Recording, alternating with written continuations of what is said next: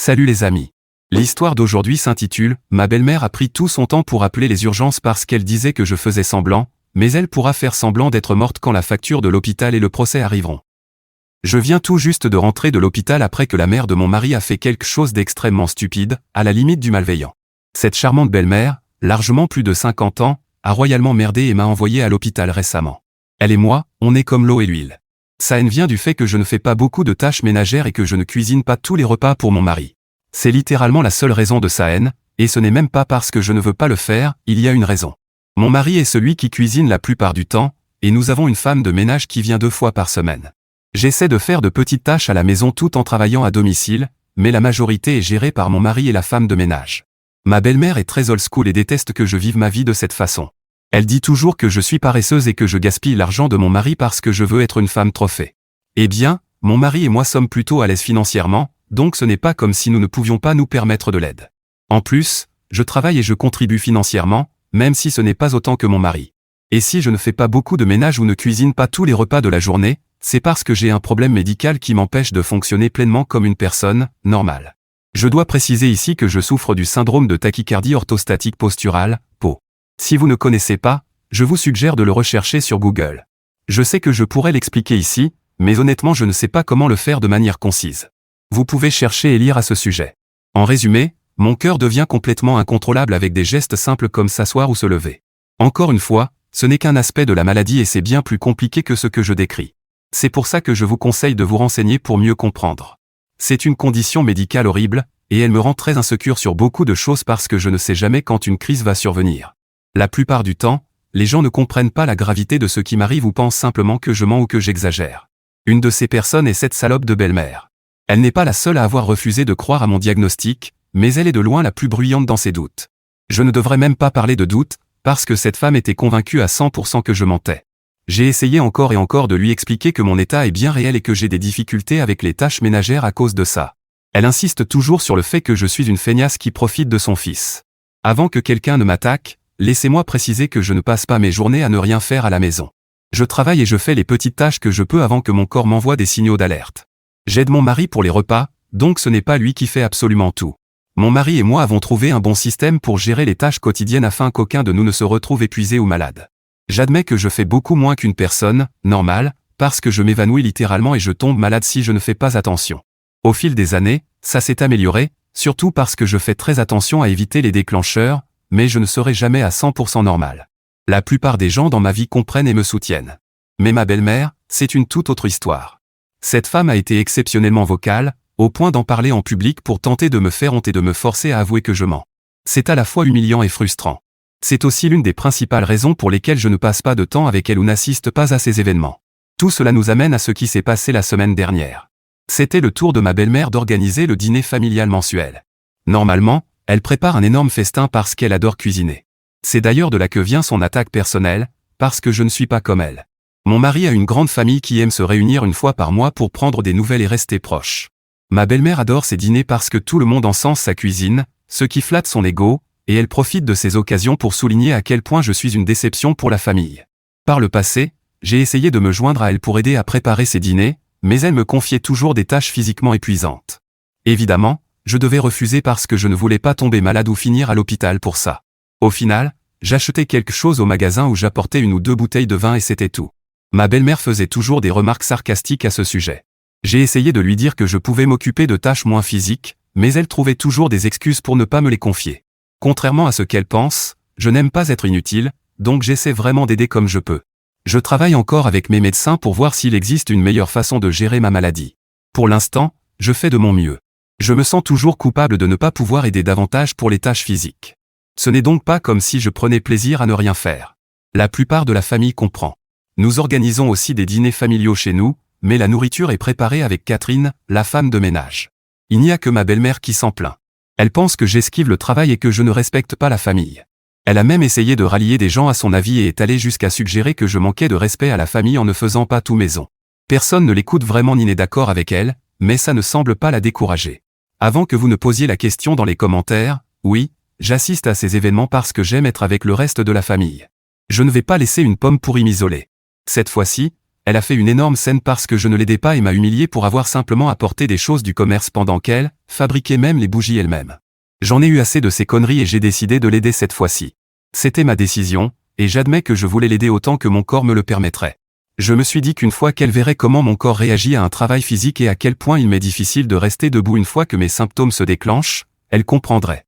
Avec ces pensées naïves en tête, j'ai accepté d'aider ma belle-mère à préparer le grand dîner familial. J'ai clairement expliqué que je ne pourrais plus aider une fois que mes symptômes s'intensifieraient. Ma belle-mère n'arrêtait pas de dire que ça irait et que je devais simplement me concentrer sur le fait de venir et de faire un peu de travail. C'est ce que j'ai fait, je suis allé chez elle pour l'aider. Elle voulait de l'aide pour la cuisine. Je ne suis pas chef, donc je ne connais que les bases. Je faisais surtout ce que ma belle-mère me demandait. Elle a commencé par de petites tâches, puis a progressivement ajouté de plus en plus de travail. Les dîners familiaux rassemblent généralement au moins 20 personnes, donc ce n'est pas une exagération de dire qu'il y a énormément à préparer. J'étais principalement chargé de hacher et de couper, mais ma belle-mère me faisait constamment faire des allers-retours entre le salon et la cuisine. Je réalise maintenant qu'elle avait délibérément laissé ses sacs de courses dans le salon pour me faire travailler le plus possible. Au bout d'environ 1 heure, j'ai commencé à ressentir les symptômes du pot. La cuisine était étouffante, surtout à cause d'une mauvaise ventilation et du fait que les 4 plaques chauffaient depuis un moment. Il faisait déjà très chaud ce jour-là, donc être dans la cuisine était un véritable cauchemar. Les allers-retours avec les courses ont aussi fini par me fatiguer. En plus de ça, ma belle-mère me criait constamment dessus en disant que je faisais tout de travers. Les détails exacts de ce qui s'est passé ensuite sont un peu flous, probablement parce que le brouillard mental commençait déjà à s'installer. Quand j'ai laissé tomber une bouteille d'eau en essayant de l'ouvrir et que ma belle-mère s'est mise à me hurler dessus, j'ai réalisé que je tremblais et que j'étais sur le point de m'évanouir. J'ai donc fait ce que je fais habituellement, je me suis assise lentement. J'étais complètement dépassé et j'ai simplement dit à ma belle-mère que j'avais besoin de me reposer un peu, sinon j'allais m'évanouir. Je ne me souviens pas ou je n'ai pas entendu ce que ma belle-mère disait, mais elle criait ouvertement et avait l'air furieuse. À ce moment-là, j'ai probablement eu peur parce qu'elle se montrait agressive. Les personnes atteintes de peau savent que le stress et l'anxiété dans ce genre de situation sont une recette parfaite pour la catastrophe. J'étais trop mal en point pour faire taire ma belle-mère, mais je lui ai quand même demandé d'arrêter 1 ou 2 fois, ou du moins je crois que je l'ai fait. Ce dont je me souviens avec certitude, c'est que je tremblais, je transpirais et je sentais mon cœur battre à toute vitesse. Puis ma belle-mère m'a soudainement attrapé par le bras et m'a tiré pour me relever. Après ça, j'ai pratiquement perdu connaissance. Je me suis réveillé à l'hôpital, avec mon mari paniqué à mes côtés. C'était horrible. J'ai passé 5 jours à l'hôpital parce que j'ai fait une crise assez grave. Mon mari était trop choqué pour pouvoir m'expliquer exactement ce qui s'était passé. Une infirmière m'a dit que mon rythme cardiaque avait probablement dépassé les 200 au moment où je me suis évanoui, et que j'étais proche de tomber dans le coma parce que je n'avais pas été emmené à l'hôpital immédiatement. Il s'avère que ma belle-mère n'a même pas pris la peine d'appeler les services d'urgence avant 15 minutes, lorsqu'elle a finalement compris que la situation était grave. C'est vraiment un miracle que je m'en sois sorti. Cette femme stupide aurait pu me coûter la vie. Tout ça parce qu'elle refusait d'accepter ma maladie. Elle ne m'a pas cru, même quand je me suis effondré juste devant elle. Je ne sais pas pour vous, mais pour moi, c'est totalement hallucinant. Elle a littéralement attendu 15 minutes avant d'appeler le 911. Elle a paniqué et l'a avoué aux ambulanciers, donc je n'invente rien. Ma belle-mère n'a même pas appelé mon mari avant encore 15 minutes, parce qu'elle avait peur de ce qu'il allait dire. Gardez en tête que c'est mon seul mandataire légal ici, puisque ma famille vit dans un autre état. Tout ça m'a laissé sans voix. Ma belle-mère n'a pas été autorisée à me rendre visite à l'hôpital parce que je ne voulais pas d'elle là-bas. Elle n'est pas non plus autorisée à venir à la maison parce que je n'arrive pas à passer au-dessus de ce qu'elle a fait. À peu près tout le monde sait que j'ai fait une crise grave chez ma belle-mère. Elle aurait dû être suffisamment honteuse pour nous laisser de l'espace et s'excuser. Elle s'est excusée, mais elle n'a pas la décence de nous laisser tranquilles. Je ne sais pas pour mon mari, mais ma belle-mère me laisse constamment des messages et des messages vocaux. Ce sont juste des pleurs et des excuses. Elle fait marche arrière à fond, disant qu'elle est désolée et qu'elle n'est pas une professionnelle de santé, donc qu'elle ne savait pas vraiment comment m'aider. Soudainement, maintenant, elle se soucie de moi et dit qu'elle est prête à tout apprendre sur le pot si je veux, pour m'aider à éviter ce genre de crise à l'avenir. Elle dit aussi qu'elle prendra en charge toutes mes factures médicales parce qu'elle se sent horrible à propos de ce qui s'est passé. Donc oui, elle s'est excusée, mais je n'ai aucune envie de lui pardonner. Honnêtement, j'ai même à moitié envie de la poursuivre en justice à cause de son agressivité envers moi. J'avais des bleus au bras. Elle m'a attrapé tellement fort en essayant de me forcer à me lever. L'hôpital a tout documenté. On m'a dit que je pouvais porter plainte contre ma belle-mère si je le souhaitais, et que je devrais au moins le signaler à la police. Je pense que ma belle-mère en est parfaitement consciente, surtout que mon beau-père décédé était policier. J'ai le sentiment que c'est pour ça qu'elle fait marche arrière et supplie qu'on lui pardonne maintenant. Elle prend même de mes nouvelles tous les jours, comme si on était les meilleurs amis. Elle s'est même présentée chez nous, mais mon mari a réussi à la faire partir. On m'a mise au repos complet au lit au moins pour cette semaine, donc je ne fais rien d'autre que rester allongé. Malheureusement, cela signifie aussi que j'ai raté beaucoup de travail. Je ne sais pas si ma belle-mère couvrira réellement mes frais médicaux. J'espère qu'elle le fera, parce qu'il n'y a aucune chance que je puisse tout payer de ma poche. En plus, je pense qu'elle me doit une forme de compensation pour le travail que j'ai perdu. Ces manigances m'ont coûté cher et je ne pense pas que ce soit à moi d'en assumer les conséquences financières. Franchement, je me fiche qu'elle reste hors de ma vie, mais je suis consciente que beaucoup de dynamiques familiales changeraient si je décidais d'aller plus loin légalement. Et en plus, je ne suis pas dans le meilleur état physique ou mental en ce moment. Je ne sais pas si j'ai envie du stress supplémentaire qu'impliquerait un procès. Je n'en ai même pas encore vraiment parlé à mon mari, donc je ne sais pas ce qu'il en penserait. Je sais que mes amis et ma famille me diraient immédiatement d'y aller à fond. Ils me le disent déjà, même sans que je parle de poursuite. Mais encore une fois, ce sont mes proches, et j'aimerais avoir un point de vue plus neutre. J'aimerais pouvoir ajouter plus d'informations, mais j'ai déjà beaucoup écrit et je manque d'énergie, donc je vais m'arrêter là. N'hésitez pas à donner votre avis et à aider cette pauvre femme clouée au lit. Eddie, d'accord, certains d'entre vous deviennent un peu accusateurs et je n'aime pas ça. Vous vous demandez pourquoi je me suis mise dans une situation aussi dangereuse. Eh bien, ce n'était pas mon intention. Je pensais simplement pouvoir montrer à ma belle-mère ce qui se passe quand je fais du travail physique, pour prouver que je ne suis pas une menteuse paresseuse. Elle ne me voit jamais quand je fais une crise, seulement quand je vais bien.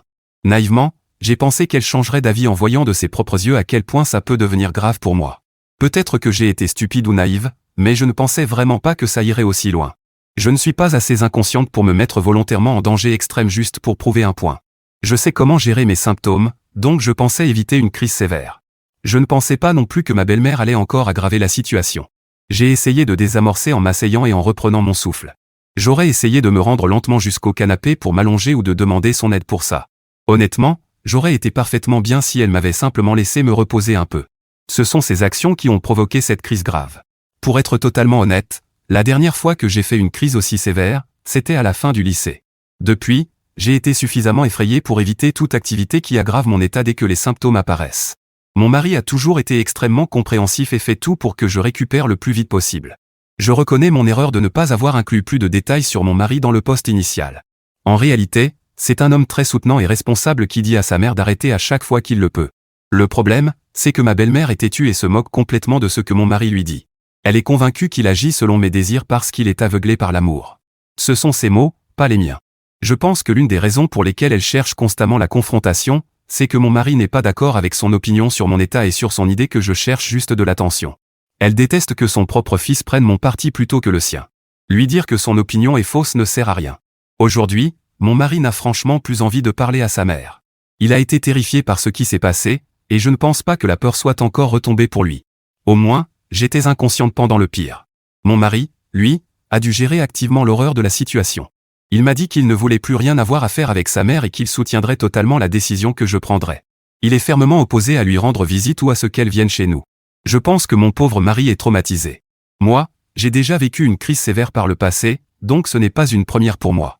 Mais mon mari n'en avait jamais vu une de cette ampleur et n'aurait probablement jamais imaginé que ça en arriverait là. En ce qui concerne l'assurance, j'en ai une grâce à mon travail. Mais comme la plupart des assurances, elles ne couvrent pas tous les frais. Dans mon cas, les séjours à l'hôpital causés par une belle-mère maléfique ne sont pas couverts à 100%. Certes, si vous vivez au milieu des bois, il existe des assurances contre les ours, mais une assurance contre les belles-mères diaboliques n'a pas encore été inventée.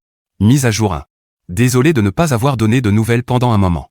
Quand j'ai écrit le post, qui n'était clairement pas court, je me remettais encore de la crise. J'allais mieux, mais pas tant que ça. En réalité, je ne suis toujours pas à 100%, mais j'y arrive petit à petit. Disons peut-être 70%, je ne sais pas. J'étais un peu perdu et je ne savais pas vraiment à qui d'autre parler de tout ça. Dans ce genre de situation, un avis neutre aide toujours. Et vous avez vraiment assuré sur ce point. Vous m'avez aussi poussé à avoir une vraie discussion avec mon mari, parce qu'en réalité, on n'avait pas vraiment parlé de tout ça après mon retour de l'hôpital. Un ou deux commentateurs ici ont dit des choses vraiment ignobles sur mon mari. Vous ne comprenez pas à quel point il a été blessé et choqué quand il a appris ce qui s'était passé. Cet homme a littéralement cru que sa femme allait mourir, et cette idée l'a terrifié. J'ai beaucoup de chance d'avoir un partenaire qui tient autant à moi. J'ai lu ici des histoires où des conjoints abandonnent pour bien moins que ça, ou pire, prennent la défense de la belle-mère. Nous avons tout discuté. Apparemment, ma belle-mère a trop peur de lui pour l'embêter directement. Il lui a hurlé dessus, fou de rage, quand elle lui a raconté ce qui s'était passé. Elle a soigneusement omis de lui dire qu'elle m'avait tiré brutalement pour me relever et qu'elle m'avait blessé. Mais elle a admis que tout s'était passé chez elle. Ça a suffi à plonger mon mari dans une rage aveugle. Il ne lui a plus parlé depuis. J'imagine que c'est aussi pour ça que ma belle-mère est devenue si désespérée de réparer les choses. Quoi qu'il en soit, après en avoir longuement parlé avec mon mari, nous avons décidé d'aller de l'avant et de porter plainte. Nous avons également fait un dépôt de plainte auprès de la police. J'ai suivi tous vos conseils et j'ai engagé des poursuites. Ce n'a pas été difficile, car grâce aux ambulanciers et à l'hôpital, tout était largement documenté. Je n'étais pas sûr que ma belle-mère paierait réellement mes frais médicaux, donc une action en justice nous a semblé être la meilleure option. Mon mari était totalement d'accord. C'est lui qui a dit que nous devions couper tout contact avec ma belle-mère pour un avenir prévisible, voire définitivement. Il est catégorique, il ne veut plus d'elle dans nos vies, et je partage entièrement son ressenti. Nous sommes actuellement en contact avec un avocat, qui nous a dit que nous avions de bonnes chances de gagner si l'affaire allait jusqu'au procès. J'avoue que j'espère surtout un règlement à l'amiable. Je n'ai vraiment pas envie que ça s'éternise, même si je sais que nous sommes dans notre droit. Je vais maintenant me concentrer sur ma récupération et laisser mon mari gérer tout le reste. Si quelque chose change, je vous tiendrai au courant. Mise à jour 2. Je viens donner une petite mise à jour sur la situation. Il s'avère que ma belle-mère n'a absolument rien appris de cette histoire. Elle était pleine d'excuses et de prières jusqu'à il y a quelques jours. Je n'ai sans doute pas précisé dans la dernière mise à jour que ma belle-mère me suppliait d'abandonner la plainte et de laisser tomber. Elle voulait absolument nous parler et nous demandait de la rencontrer. Évidemment, nous n'avons pas cédé. Et franchement, aucun de nous n'avait envie d'entendre ces conneries. Nous l'avons donc ignorée et avons laissé la police et la justice faire leur travail. On pourrait croire qu'elle aurait appris sa leçon et accepté les conséquences en silence. Eh bien non. Elle a eu l'audace d'appeler chaque membre de la famille pour leur raconter des mensonges sur ce qui s'est passé. Sauf que mon mari et moi avions déjà appelé pour dire la vérité. Vous savez ce qui est pire que mentir ? Mentir à des gens qui connaissent déjà toute la vérité et qui vous écoutent en sachant que vous racontez n'importe quoi. Autrement dit, très mauvaise idée pour elle. Elle a dit à tout le monde que j'avais fait une crise en l'aidant, et que comme ça s'était produit chez elle, mon mari et moi essayions de lui rejeter la faute pour lui soutirer de l'argent. Oui, c'est exactement ce qu'elle a raconté. Et elle a essayé de vendre cette version, même si tout le monde savait déjà qu'elle mentait éhontément. La première à nous appeler a été la grand-mère de mon mari, qui a environ 75 ans. Elle était furieuse contre ma belle-mère. Cette grand-mère a perdu sa belle-sœur à cause d'une négligence médicale il y a à peine un an. Elles étaient très proches, et elle a été profondément choquée par le comportement de ma belle-mère. Ça lui a semblé totalement inacceptable, et maintenant elle la déteste cordialement. Heureusement pour ma belle-mère, cette grand-mère est une femme douce et élégante. C'est la seule raison pour laquelle elle ne l'a pas remise à sa place frontalement. Mais une fois qu'elle vous déteste, c'est comme si vous étiez mort à ses yeux. Ma belle-mère pensait vraiment pouvoir inventer quelques mensonges et utiliser la famille pour me mettre la pression. Raté. Tout le monde était de mon côté, et elle n'a fait que gaspiller de l'oxygène à raconter son histoire. Une seule tante a pris sa défense et m'a envoyé des messages en disant que j'avais piégé ma pauvre belle-mère. Si c'était un piège, alors je dois être sacrément doué, parce que j'ai réussi à pousser ma belle-mère à aggraver la situation toute seule en refusant d'aider et d'appeler les secours. Tante bloquée, problème réglé. Tous les autres ont réagi comme des gens normaux, en comprenant la gravité de la situation et en jugeant le comportement de ma belle-mère. Je parierais que les dîners familiaux chez elle sont terminés. Et s'ils continuent, nous n'y irons pas. Je pense que plusieurs personnes partagent désormais ce sentiment, y compris la grand-mère. J'ai essayé pendant des années de m'entendre avec cette femme, parce que jusqu'ici, ce n'était que des mots. Mais là, c'est allé beaucoup trop loin pour être ignoré. Ma belle-mère va devoir faire face aux conséquences de ses actes, et il est hors de question que je change d'avis. Même la famille estime que le procès est approprié au vu de ce qui s'est passé. La procédure judiciaire se porte très bien, bien nourrie et choyée par mon avocat, prête à devenir forte et en bonne santé pour botter le cul de ma belle-mère. Pour préciser, ma belle-mère n'ira pas en prison, mais la charge pour agression figurera sur son casier. Pour l'instant, presque tout le monde a cessé de lui parler, et chaque tentative de contact de sa part s'est soldée par des reproches et des engueulades de la part des membres de la famille. Le côté positif, c'est qu'en courant partout pour tenter de rallier la famille à sa cause, elle a oublié de nous harceler. Résultat, la paix règne de notre côté. Je ne sais pas si les choses vont encore s'aggraver ou se calmer après ça, mais je vous tiendrai définitivement au courant. Mise à jour 3. Ça fait un moment que je ne suis pas passé sur Reddit. Désolé pour le retard énorme dans la mise à jour. Ce n'est pas comme s'il y avait eu des tonnes de commentaires demandant des nouvelles, alors je me suis dit que je pouvais prendre mon temps. Je me suis concentré sur ma convalescence et sur le retour au travail, parce que j'ai des factures à payer et que je ne voulais pas me faire virer. Heureuse de dire que je vais beaucoup mieux et que je suis presque complètement rétabli. Le poste existe toujours, bien sûr. Bref, merci pour tous les messages de soutien. Je pense que ça m'a vraiment aidé. C'est exactement pour ça que j'ai décidé de faire cette mise à jour. Passons maintenant à ce qui s'est passé. J'espérais vraiment qu'on n'aurait pas à aller jusqu'au tribunal. Heureusement, ma belle-mère a fini par accepter un règlement à l'amiable. Elle ne voulait pas gaspiller de l'argent en frais d'avocat. Nous avons tout réglé avec des avocats présents, et j'ai obtenu un dédommagement raisonnable. Elle a été plutôt coopérative tout au long du processus et n'a pas causé de problème. J'imagine que le fait d'être mise à l'écart et isolée lui a servi de leçon. Il y avait aussi le fait qu'elle se retrouve maintenant dans une situation financière compliquée à cause de ses actes. La grand-mère avait prévenu mon mari et moi qu'elle pourrait contracter une hypothèque sur sa maison juste pour payer le règlement, afin que nous ne soyons pas trop surpris si ça arrivait. Ce n'était pas très surprenant, car ma belle-mère est du genre à dépenser d'abord et réfléchir ensuite. C'est comme ça qu'elle aimait préparer ses grands repas. En plus, elle n'a aucun revenu et vivait essentiellement de l'assurance vie de mon beau-père décédé. Il s'avère qu'elle n'a aucun fonds d'urgence et que ses économies sont dérisoires. C'est entièrement de sa faute, parce que l'argent de l'assurance était conséquent et aurait pu lui durer encore 10 ans si elle avait été un peu plus raisonnable. Mais elle a tout flambé et a dû contracter une seconde hypothèque sur sa maison. Tout ça à cause de sa propre stupidité. Elle a essayé de pleurer auprès des mauvaises personnes, c'est-à-dire tout le monde, et n'a récolté que très peu de compassion. Nous avons dit aux proches que nous ne verrions aucun problème à ce qu'ils l'invitent aux dîners familiaux, mais ils ont répondu qu'elle devait rester chez elle et réfléchir encore un peu à ce qu'elle avait fait. Comme on envoie les petits-enfants au coin pour réfléchir à leurs bêtises. Sauf que ma belle-mère n'est pas une enfant et qu'elle a une hypothèque à payer. J'imagine que ce qui m'est arrivé a vraiment secoué le reste de la famille aussi. Je ne vais pas me plaindre qu'elle ne soit pas présente à ces réunions. Je m'éclate et je profite, parce que personne ne me lance des piques ou ne me traite de paresseuse en permanence. Et aussi moche que ce soit à dire, je pense ne pas être la seule à apprécier la situation. Peu de membres de la famille toléraient vraiment ma belle-mère, à vrai dire. Même mon mari semble de meilleure humeur maintenant que sa mère ne le harcèle plus à propos de chaque détail de sa vie. Ma belle-mère a supplié que nous ne coupions pas totalement les ponts avec elle. Elle l'a fait devant nos avocats.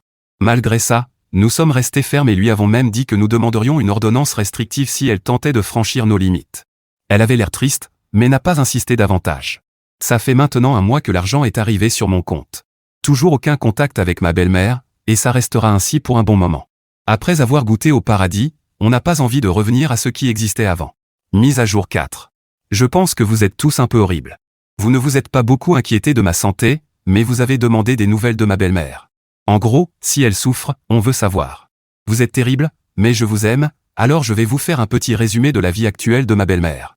Nous sommes toujours sans contact, et elle ne nous a pas dérangés, ce que j'apprécie, parce qu'avec ma maladie, il vaut mieux éliminer toutes les sources de stress possibles. Nous étions prêts à demander une ordonnance restrictive si nécessaire, mais pour l'instant, nous nous épargnons cette démarche. Les réunions de famille sont tellement agréables que j'en pleurais. Chacun apporte ce qu'il veut à manger, et personne ne se plaint si un membre a passé 15 heures en cuisine ou s'il a simplement acheté du tout prêt. Certains ont même commencé à faire ça, parce que ce qui compte, c'est de se retrouver, pas de manger du fait maison quand on est si nombreux. Ma belle-mère a trouvé un travail dans un supermarché du coin. Parfois, elle aide à mettre les courses dans des sacs en papier, et d'autres fois, elle remplit les rayons. Je pourrais être mesquine et aller la voir à son travail pour me moquer d'elle. Mais on préfère éviter le drama et faire nos courses ailleurs de toute façon. Ce n'est ni proche de chez nous ni sur le trajet du travail. Elle est encore assez jeune pour travailler, et elle aurait probablement dû le faire depuis longtemps si ce n'était pas pour l'assurance vie de mon beau-père. C'est ironique qu'elle me traitait de paresseuse alors qu'elle avait tellement de temps libre pour cuisiner pendant des heures, puisqu'elle ne travaillait littéralement pas. Moi, au moins, j'ai ma maladie comme excuse. Ma belle-mère, elle, n'a pas de passe-droit pour être une belle-mère intrusive. D'autres membres de la famille ont été légèrement harcelés à propos d'un dîner qu'elle devait organiser chez elle il y a quelque temps. Impossible de dire si nous étions invités ou non, mais quand tout le monde a trouvé une excuse pour ne pas venir, je pense que ça a été annulé. Je n'ai parlé à personne qui m'ait dit y être allé. La vie est redevenue belle, pour l'instant.